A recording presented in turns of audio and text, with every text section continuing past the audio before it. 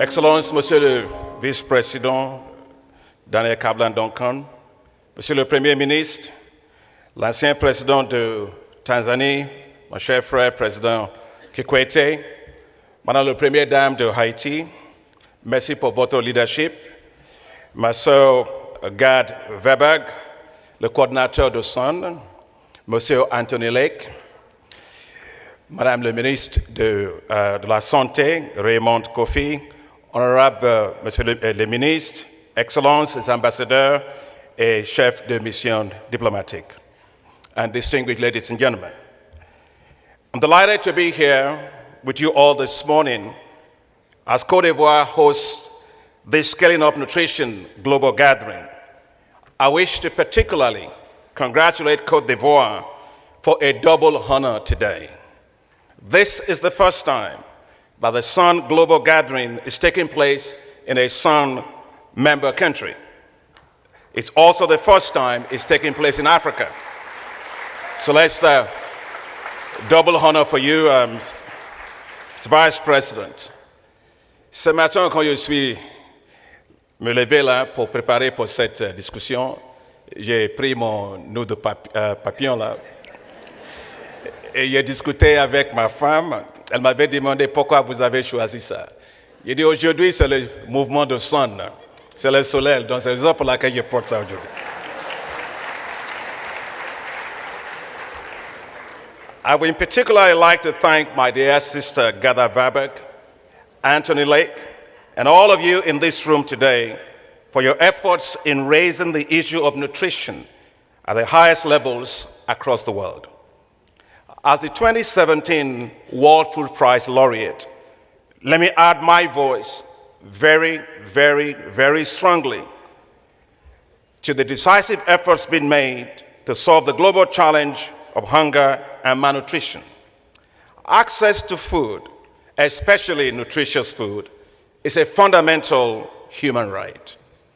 After all, God made stomachs to be filled, not to be empty. As we gather here today, however, over 800 million people live in extreme poverty and hunger globally.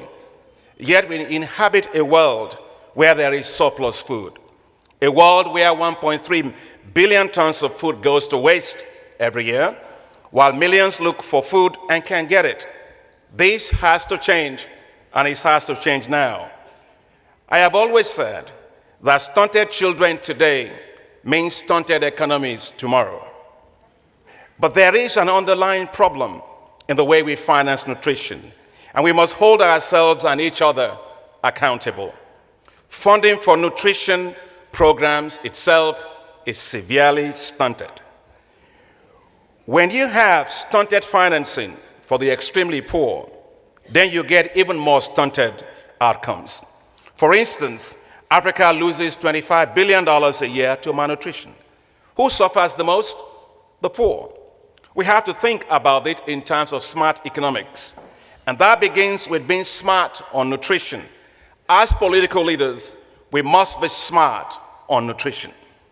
Who suffers the most in terms of malnutrition? Poor women in particular suffer severely. The truth be told, malnutrition has a gender dimension. Well-fed mothers always bring forth children with better health. Maternal nutrition has a consequence on fetal development and the survival of the newborn child. The survival and the health of young children depends on being breastfed by their mothers. And as much as we all like to think of women as superhuman, and I think they are, mothers can't give what they don't have.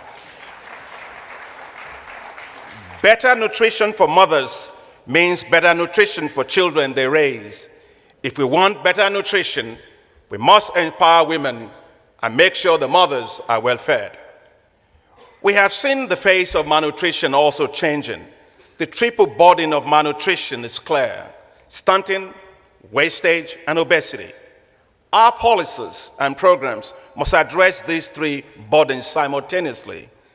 The 2017 edition of the Global Nutrition Reports points out very clearly that while stunting and wastage are linked to poverty, this is not the case for obesity. The obesity situation is going to get worse with GDP growth. We may be growing well in terms of income, that's good, but we're not growing well in terms of nutrition because increase in GDP is futile. If a lot of the growth in GDP has to deal with the adverse health consequences prompted by the increasing sedentary lifestyle and poor eating habits that we have today. I want to put my very strong support behind nutrition-sensitive budgeting.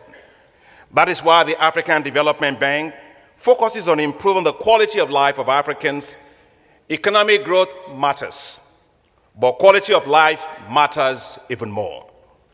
To drive greater accountability, we have established the African Leaders for Nutrition, which will help to enhance accountability by developing a scorecard on nutrition.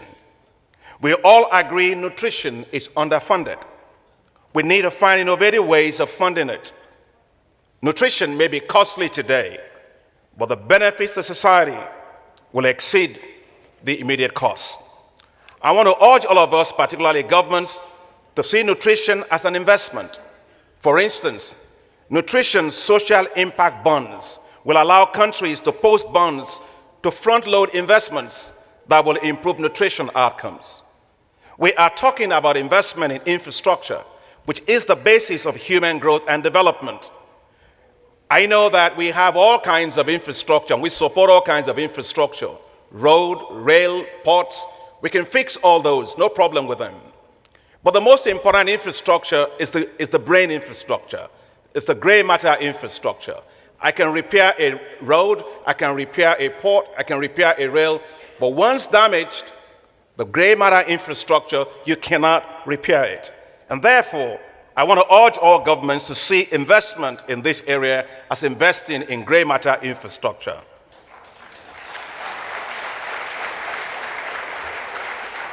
So here is my call for action for everyone in this room today. The numbers we see are certainly not acceptable. 54 million African kids malnourished. It's not acceptable. 14 million African kids that are wasted. No, it's not acceptable. Well over 300 million Africans that have no access to food is certainly not acceptable. God loves Africa. We got a lot of land. We got great sunshine. We get great water and cheap labor. My goodness, God expects us to be able to feed ourselves, and we should. And that's why the African Development Bank lends its very strong support to efforts aimed at scaling up nutrition across Africa. A better fed Africa will be well-nourished children, will be a more prosperous Africa because of the quality of life will be much, much better. And it must start with nutrition today. Let's get smart. Let's invest smart so that we can turn the figures we see today into a more positive trajectory. And as we talk today, the solutions are very obvious. We must raise agricultural productivity across Africa. We need to diversify food production systems, focus on nutritious foods such as dairy, poultry, fish, which provide essential amino acids. We have biofortified crops such as orange-fleshed sweet potatoes with vitamin A. We have iron-fortified beans. We have provitamin A cassava. These crops are loaded with vitamins and micronutrients enough to meet our daily needs. And my friend David Nabarro has been on the front line of actually getting us to push on many of these things. And David, wherever you are, thank you for your leadership. What we've got to do now is to scale them up to millions of farmers, especially women. The African Development Bank will support the scaling up of biofortified crops to enhance nutrition. We need to ensure that community-based nutritional systems are strengthened, that we enhance general food safety, especially in the informal markets that dominate most African cities. We must also address inadequate access to water and sanitation, which negatively impacts children, in particular because of greater susceptibility to diarrhea, which worsens nutritional outcomes.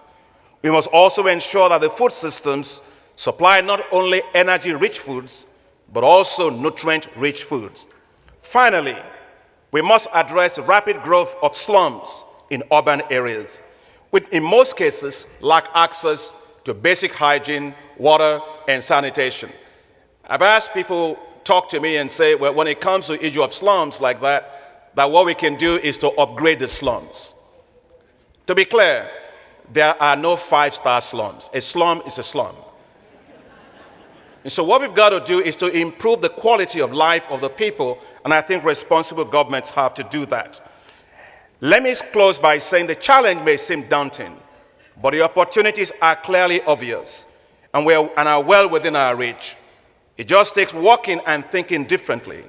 And by that I mean we have to work together through effective partnerships to scale up nutrition all across the world for urban as well as rural areas. Right here are those I will call global nutrition champions. This, as Anthony Lake just said, is a movement. And I am very proud to be a member of this movement. Please turn to the person next to you, give them a high five, and tell them, I am a nutrition champion.